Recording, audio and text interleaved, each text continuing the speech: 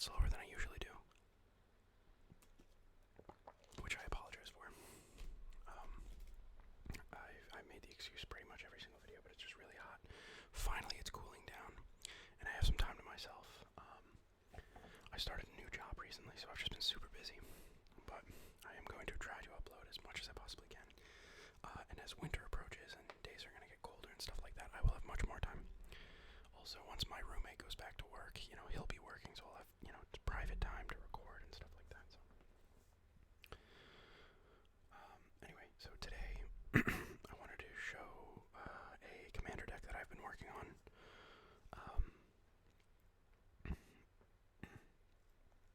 Featuring Yarok, the Desecrated, as the commander. So Yarok the Desecrated is 5 mana, 2, a black, a green, and a blue. Legendary elemental horror creature with Death Touch and Lifelink. He's a 3/5. If a permanent entering the battlefield causes a triggered ability of a permanent you control to trigger, that ability triggers an additional time. So, and then the flavor text is, Yarok grieves within the waste of Balaged's corrupted land. Lament for Balaged, stanza 1. So, with Yarok, based, based on his description, you can guess what we're trying to abuse here, and it's enter the battlefield effects, landfall effects if we can trigger them, enter the battlefield effects, things of that nature.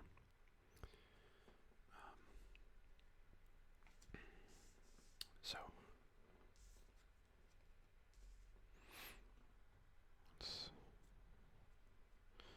I'm just gonna try to, okay, so, we have a copy, just some spells on the top of the deck. We have Regrowth, 1 and a green, sorcery, return target card from your graveyard to your hand.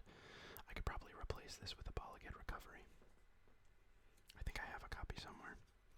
Next we have Neoform. Neoform is a green and a blue sorcery. As an additional cast to cost a spell, sacrifice a creature. Search your library for a creature card with converted mana cost equal to 1 plus the sacrifice creature's converted mana cost. Put that card on the battlefield with an additional +1/+1 counter on it. Then shuffle your library. So it's a really cheap way. In a deck like this that functions on powerful ETBs, if you have a 5 mana creature out there and you know of a really powerful 6 mana creature in your deck, you can just go fetch it. So I think that's what this card is gonna do. It's been pretty successful for me on Arena, so I don't know if in Commander maybe this is just a bad card, or maybe it's just a bad card in the deck. But next we have Spark Double. So Spark Double is going to be pretty powerful for us because it'll allow us to copy a creature. So Spark Double is 4. It's 4 mana, 3 and a blue. It's an illusion creature, and it's 0/0. But essentially, when it enters the battlefield as a copy of a creature or planeswalker you control, except it enters with an additional +1/+1 counter on it if it's a creature, and if it's a planeswalker, it enters with an additional loyalty counter. And it isn't legendary if that permanent is legendary. So essentially it copies anything, any creature or planeswalker you want. And if they are legendary, it negates the legendary rule. So it'll get you an additional ETB for anything on the battlefield and an additional counter, either +1/+1 or loyalty. Okay. So next we have Thassa, Deep Dwelling. She is also 4 mana, 3 and a blue. Legendary enchantment creature. She's a god. She is indestructible. As long as your devotion to blue is less than 5, Thassa isn't a creature. At the beginning of your end step, exile up to 1 target creature you control, then return that card to the battlefield under your control. She also has a 4 mana ability to tap another target creature. She's a 6/5. So, essentially the reason she is in the deck is to help us re-trigger enter the battlefield effects for free, basically. At the beginning of our end step, and she's hard to remove, so there are some artifacts that let us like flicker and blink creatures, but she's just a way to kind of do it for free at the beginning of her end step. I don't have one of those. I think I have like a. I think I have another I have like a sorcery card. I think that like blinks things, but okay. So next is Sire of Stagnation. Now this is a pretty cool card. I don't see people. I'd never heard of this card until I did some searching and some research on Yarok commander decks and what people run. So Sire of Stagnation is 6 mana for a blue and a black. He's an Eldrazi creature with Devoid, meaning this card has no color.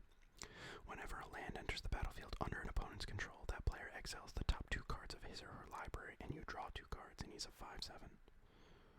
So that's actually pretty good. So anytime a land enters the battlefield under my opponent's control, if I have Yarok and Sire of Stagnation, they exile the top 4 cards of their library, and I draw 4. So that's pretty freaking powerful. And even a 6 mana creature that does this is pretty powerful. So it's a card I don't see talked about a lot, and it's got landfall that just is bad for our opponents, you know. And our opponents probably want to play lands. Next we have Hostage Taker. It's a 4 mana 2/3.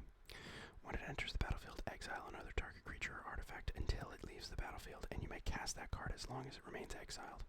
If you spend mana and you may spend mana as though it were any type of mana to cast that spell. So essentially just and we can get this to trigger twice with Yarok on the battlefield. So it's a good card to steal a creature, or maybe a big threat, something that has control of the board.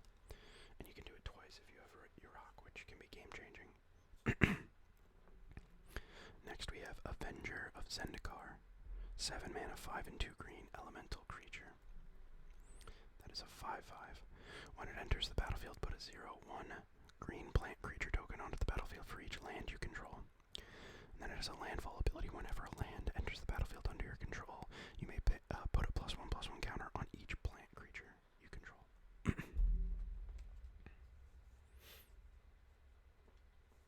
So, with Yarok on the battlefield, you'll probably have tons of lands. So next, these cards don't particularly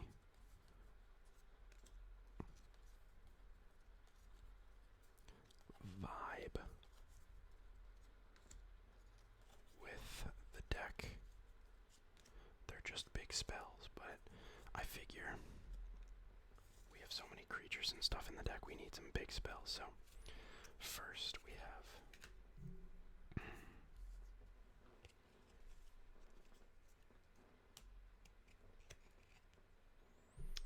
Emergent Ultimatum. Emergent Ultimatum is 7 mana, 2 black, 3 green, and 2 blue. Sorcery, search your library for up to 3 monocolored cards with different names and exile them. An opponent chooses one of those cards. Shuffle that card into your library. You may cast the other cards without paying their mana costs, and then exile Emergent Ultimatum. So essentially this will let us grab 2 of our really powerful spells. Maybe even, 2 really powerful creatures. It gives us options. We can look for creatures with powerful ETPs to have an effect on the game, or we can just look for big spells, maybe give ourselves extra turns or destroy all creatures or something like that. So these are some of the cards that we are probably going to look for. Let me just take a quick look here. I mean, there's some creatures potentially.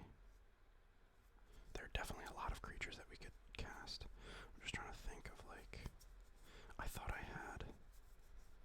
There's some other spells that I wanted to potentially grab with Emergent Ultimatum. I just might not have them in the deck yet because this deck isn't completed, but it's like 90% there. I guess that's one technically, but really not worth spending 7 mana to cast a 3 mana spell. Anyway, so the big spells that we would cast, probably in the order of importance, maybe, I don't know. We'll see. So the first big spell we would probably want to get is Rise of the Dark Realms. In a long, grindy game, this is probably the first card that we're going to want to pick. 6, so it's a 9 mana, 7 and 2 black. Sorcery, put all creature cards from all graveyards onto the battlefield under your control.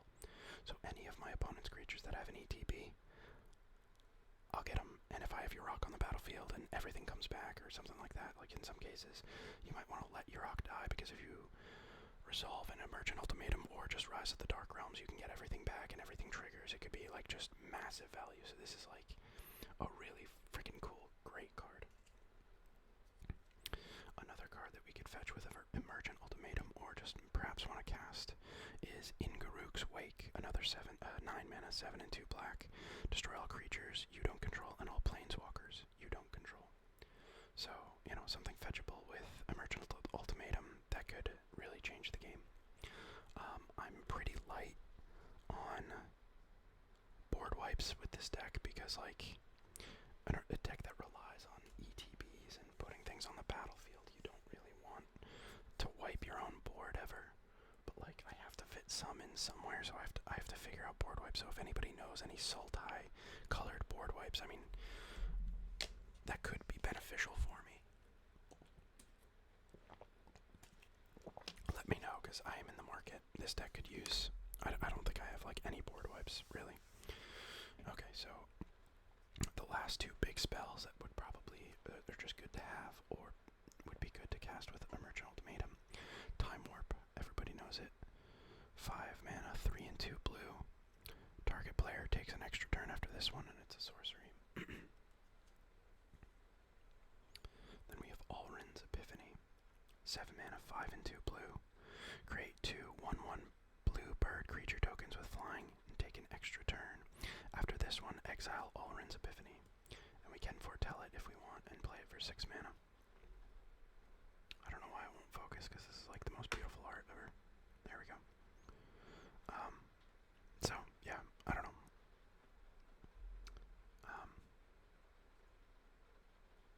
Those are probably the spells that we want to fetch with Emergent Ultimatum. Then we have Ghostly Flicker. It's a 3 mana, 2 and a blue. Instant exile 2 target artifacts, creatures, or lands you control, then return those cards to the battlefield under your control. So re-trigger some ETBs, which could be pretty powerful.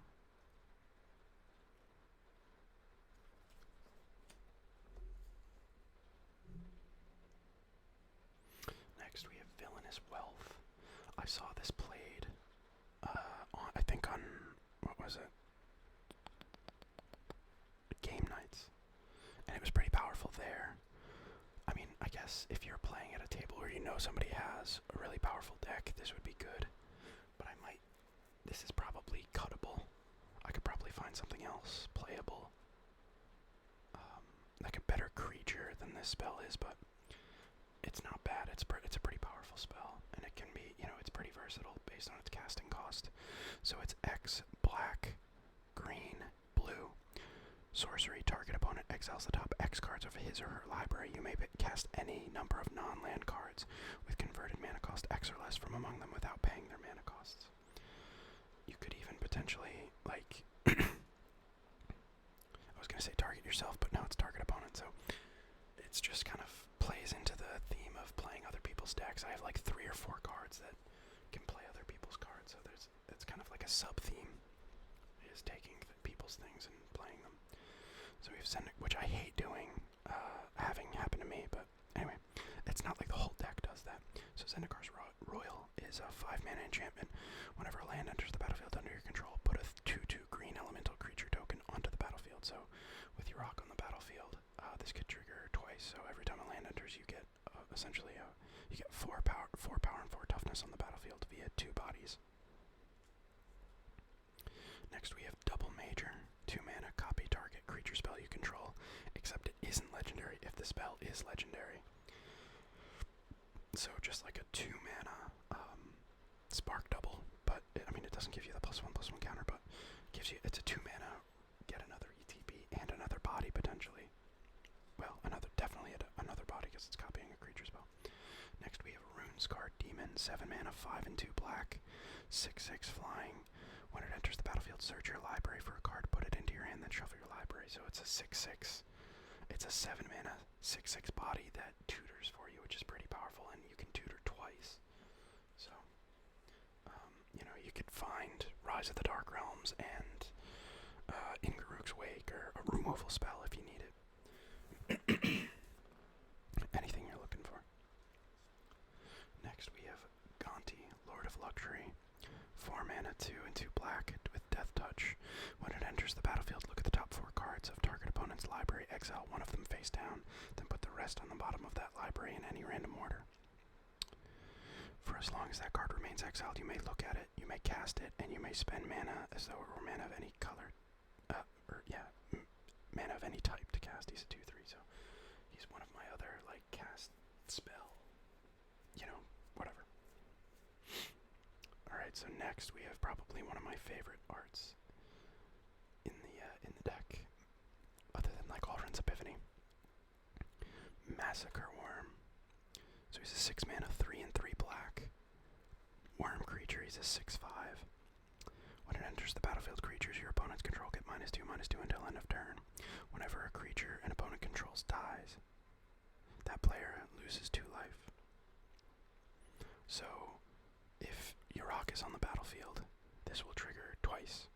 So any creature that is 4 toughness will die that your opponents control, and each player that loses a creature that way will lose 2 life. So anybody who's playing like a, small low to the ground token weenie deck will get destroyed. But he's, that's another potential board wipe. Next we have Casualties of War. Probably one of the weakest cards in the deck. I'd say we have a lot better things that we could be doing with, 6 mana. It's 2 black and 2 green. Sorcery, choose 1, destroy target artifact, destroy target creature, destroy target enchantment, destroy target land, destroy target planeswalker. Kind of a catch-all, and it's not board wipe. I wouldn't call this a board wipe, because with 4 opponents, this really isn't all that much, but, it has a lot of versatility, which I think is good, so it could help us out a lot. And odds are, you probably have an opponent, like, each opponent is going to have one thing on their board that matches one of these descriptions, so you could kind of make an impact, but I don't know, I think there might be better cards out there. But it's in here for now. Next we have Torrential Gear Hulk. So Torrential Gear Hulk will just let us recast, some powerful spell that we might have in our graveyard. And if we have 2 powerful spells in our graveyard, when he enters the battlefield with Yarok, we can cast 2 of them from our graveyard again. So it could potentially be some really broken plays. You could do like a In Garruk's Wake and then a Rise of the Dark Realms. Odds are if you cast both of those in a game, though, you're probably doing pretty well, but you get my point. There are some other spells that we could cast, one of our Flicker cards or something like that, so it's potentially pretty good. Rampaging Baloths. 6 mana, 4 and 2 green, 6/6 with trample, and a landfall ability. Whenever a land enters the battlefield, create a 4/4 green beast creature token, or put one on the battlefield. So yeah, with Yarok on the battlefield, that's a lot of stuff that could potentially happen. Now, probably one of the best cards in the deck, Panharmonicon. Panharmonicon is a 4 mana artifact, and it's essentially a 4 mana artifact that is a copy of Yarok's ability. If an artifact or creature entering the battlefield causes a triggered ability of a permanent you control to trigger, that ability triggers an additional time. So the landfall effects do not get affected by this, but pretty much everything else. All my creatures, all their ETBs trigger an additional time, things like that. So if you have Yarok and this, any ETB you get 3 times, so it's mega value. Next we have probably one of my favorite cards in the deck, Gyruda, Doom of Depths. 6 mana, 4, and a hybrid of black or blue, or black or blue. 6/6. He has a companion thing, but I didn't adhere to it because there's too many good odd cards. When Gyruda enters the battlefield, each player puts the top 4 cards of their library into their graveyard. Put a creature card with an even converted mana cost from among those cards onto the battlefield under your control. So this would trigger twice with Yarok. So everybody puts the top 8, and you get to find 2 even mana creatures to put on the battlefield under your control. So that's pretty freaking sick. Next is probably one of the most tilting cards, especially with Yarok, is 7 mana, 5 and 2 blue. You know him, you hate him. Agent of Treachery, human rogue creature, 2/3. When he enters the battlefield, gain control of target permanent. At the beginning of your end step, if you control 3 or more permanents you don't own, draw 3 cards. And with all the stuff that we have that steals things, we could potentially fulfill that requirement. He's another fetchable thing with Emergent Ultimatum. Anyway, Atrice, Oracle of Half-Truths, 4 mana, 2, a blue and a black, 3/2 with Menace, Human Advisor. When he enters the battlefield, target opponent looks at the top 3 cards of your library and separates them into a face-down pile and a face-up pile. Put one into your hand and the other into your graveyard. He's just a really fun card. I think he's just really fun, and to have that trigger twice is pretty good. It's kind of like card advantage too. You know, you get to pick and choose, and it just kind of makes the game a little fun. So a lot of what we have next are, I mean, there's some really good cards in here, but well, yeah. Okay, so Coiling Oracle. Coiling Oracle is 2 mana, green and a blue. Snake Elf Druid, 1/1. When it enters the battlefield, reveal the top card of your library. If it's a land card, put it onto the battlefield. Otherwise, put that card into your hand. So it's kind of like card advantage and ramp, depending on what the top card of your library is. And this deck is going to run a lot of lands. Next we have Harmonize, 4 mana, draw 3. It's a staple. Next we have Sultai Charm. Sultai Charm is a black, a green, and a blue. Instant, choose one, destroy target mono-colored creature, destroy target artifact or enchantment, draw 2 cards, and then discard a card. So that's a little bit of a card draw, and then, what is it? Oh yeah, it's versatile. Next we have Guardian Project, 4 mana, 3 and a green, enchantment. Whenever a non-token creature enters the battlefield under your control, if it doesn't have the same name as another creature you control, or a creature card in your graveyard, draw a card. So, card advantage. It's a commander deck. Nothing is going to have the same name. Next we have Mull Drifter. Mull Drifter is a 5 mana, 4 and a blue, flying elemental creature that is a 2/2. When it enters the battlefield, draw 2. You can evoke it for 3 mana, 2 and a blue. If you evoke it, you sacrifice it when it enters the battlefield. So it could be essentially like a 3 mana draw 4 for, nobody, or a 5 mana draw 4, and you get a flying 2/2, which is not good, but like, you draw 4 cards if you have Yarok on the battlefield, or Panharmonicon. So next we have Baleful Strix, a blue and a black artifact bird creature that's a 1/1 with flying and death touch. When it enters the battlefield, draw a card. So potentially could double down if you have Yarok. Wall of Blossoms, 2 mana, 1 and a green. Defender, when it enters the battlefield, draw a card, and he's an 0/4. Then we have Elvish Visionary, 1 and a green. When it enters the battlefield, draw a card, and it's a 1/1 Elf Shaman. And then we have Tatiova. Tatiova's 5 mana, 3, a green and a blue. Legendary Merfolk Druid creature. She's a 3/3. Whenever a land enters the battlefield under your control, you gain 1 life and draw a card. Very powerful with Yarok, because that will trigger his ability. So you would gain 2 life and draw 2 every time a land enters the battlefield. Pretty sick. Next we have Acidic Slime. Acidic Slime is 5 mana, 3 and 2 green with death touch. When it enters the battlefield, destroy target artifact, enchantment, or land. He's a 2/2. So with Yarok and with Panharmonicon, you could potentially trigger this multiple times. And at the very least, like, if you have no good targets, you can target a land, right? Like, destroying lands is pretty good, depending on where you are in the game, but you can really set your opponents back. Especially if they don't have a lot of, like, triomes or anything, you can kind of mess with their mana. Next we have Ravenous Chupacabra, 4 mana, 2 and 2 black. When it enters the battlefield, destroy target creature and opponent controls. He's a 2/2, so with additional have 2 counter spells. I'm only running 2 because I don't want to be a counter spell kind of guy, but you do occasionally need to counter something. You know, if your opponent is going to have a game-winning play, and the only thing that could stop it would be a counter spell. I'd rather have them than not have them, so we have negate and counter spell.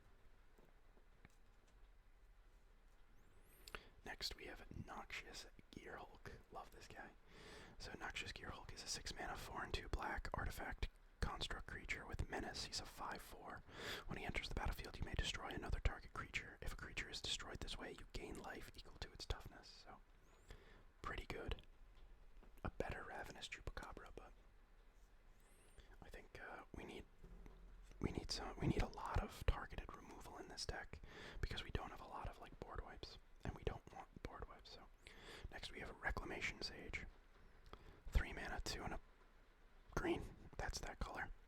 Elf Shaman 2/1. When it enters the battlefield, you may destroy target artifact or enchantment. So you could potentially get multiple triggers.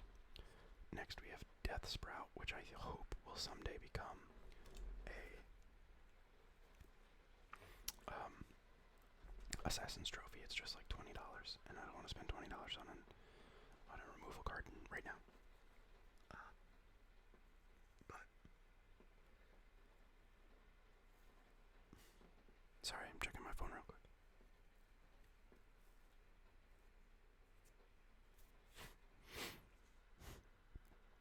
So Death Sprout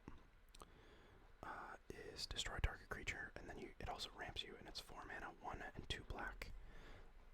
1, 2 black and a green. So a little bit of a complicated casting cost. But we just needed some targeted removal that wasn't creatures. Then we have Putrefy.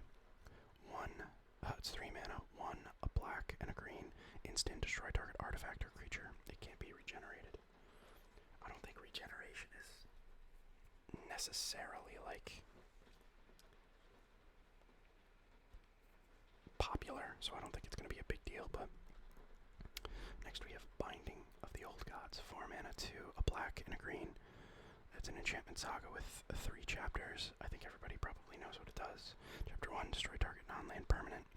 Chapter 2, essentially ramps you, search your library for a force, put it onto the battlefield tapped, then shuffle. And chapter 3 is creatures you control gain death touch until end of turn. So I think with Yarok on the battlefield, this entering the battlefield, you get 2 triggers, but every other thing that happens, you only get 1 because it didn't enter the battlefield.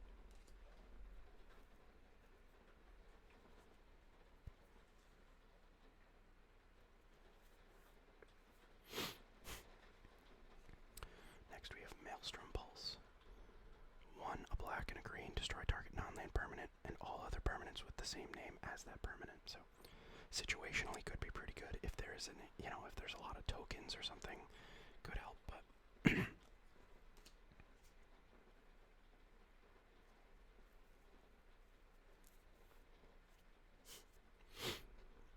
next we're kind of getting into our ramp cards, I believe. So we have Risen Reef, which is a 3 mana, 1, a green, and a blue, and it synergizes because it's an elemental, and so is Yarok.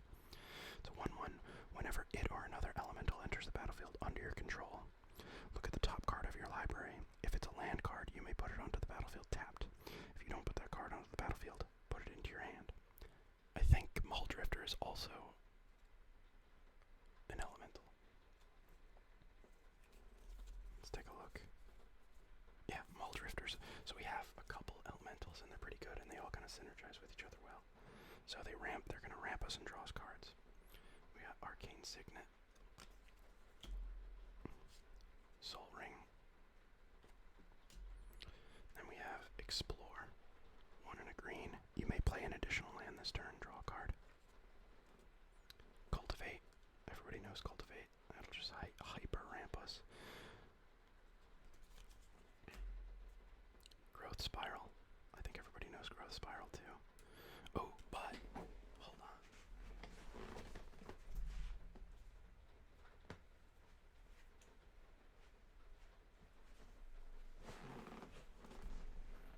Mwahaha. I can do this now. But I have a Japanese Growth Spiral. Mwahaha. So, yeah, I'll put the Japanese Growth Spiral in the deck.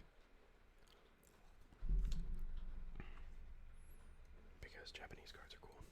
If anybody can tell me how much a Japanese expressive iteration is worth, let me know, please, because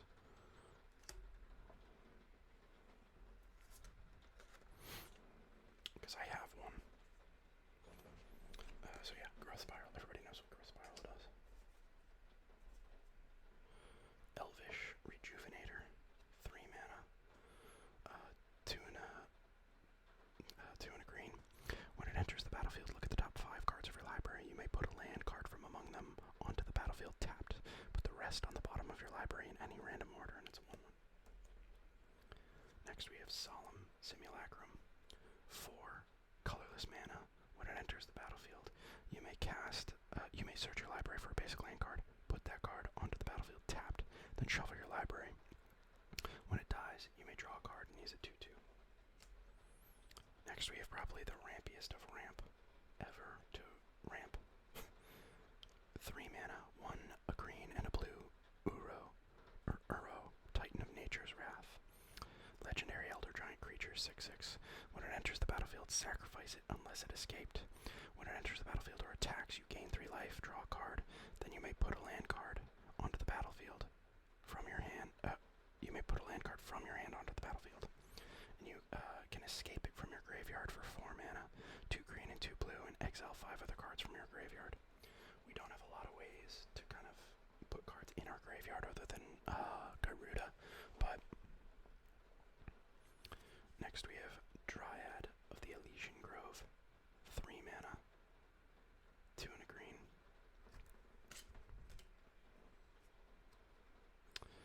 Enchantment, Nymph creature, is a 2/4. You may play an additional land on each of your turns. Lands you control are every basic land type in addition to their other types. Next we have Lotus Cobra. Lotus Cobra is 2 mana, 1 and a green. With landfall, whenever a land enters the battlefield under your control, add 1 mana of any color. He's a 2/1. Next we have Farseek, which is 1 and a green. Search your library for a plains, island, swamp, mountain. Put it into the play tapped, then shuffle your library. And we have Azusa, Lost but Seeking, 3 mana, 2 and a green. You may play 2 additional lands on each of your turns. She's a 2/1. We have Kodama's Reach, 3 mana, 2 and a green. Search your library for up to 2 basic land cards, reveal those cards, and put them onto the battlefield tapped, and the other into your hand, then shuffle your library. Then we have Oracle of Moldiah, 4 mana, 3 and a green. You may play an additional land on each of your turns. Play the top card of your library. Play with the top card of your library revealed. You may play lands from the top of your library. It's a 2/2. I thought I had Ancient Green Warden in here. I guess I don't. The rest of the deck is basically Field of the Dead, Field of Ruin, Castle Lockthwain, Castle Vantress, Command Tower, Evolving Wild, Simic Guildgate, Vine Glimmer Snarl, Temple of Mystery, Hinterland Harbor, Opulent Palace, Pachuca Bog, Thriving Grove, Thriving Isle, Thriving Moor, Foul Orchard, Woodland Stream, Quandrix Campus, Dismal Backwater, Guildless Commons, a Japanese Forest, Thornwood Falls. And that's all I have for lands right now. I still have to get like Breeding Pool and Watery Grave and Woodland Cemetery. I have to get like a bunch of cards to finish this out, but that's pretty much the deck right now.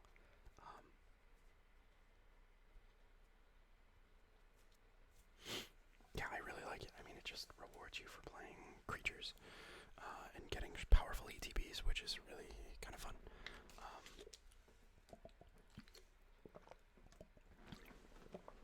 So yeah.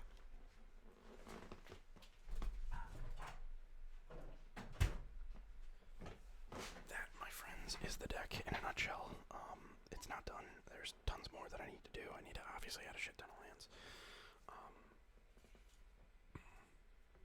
But yeah, that is it at its core. And I'm excited to play it at my local game store.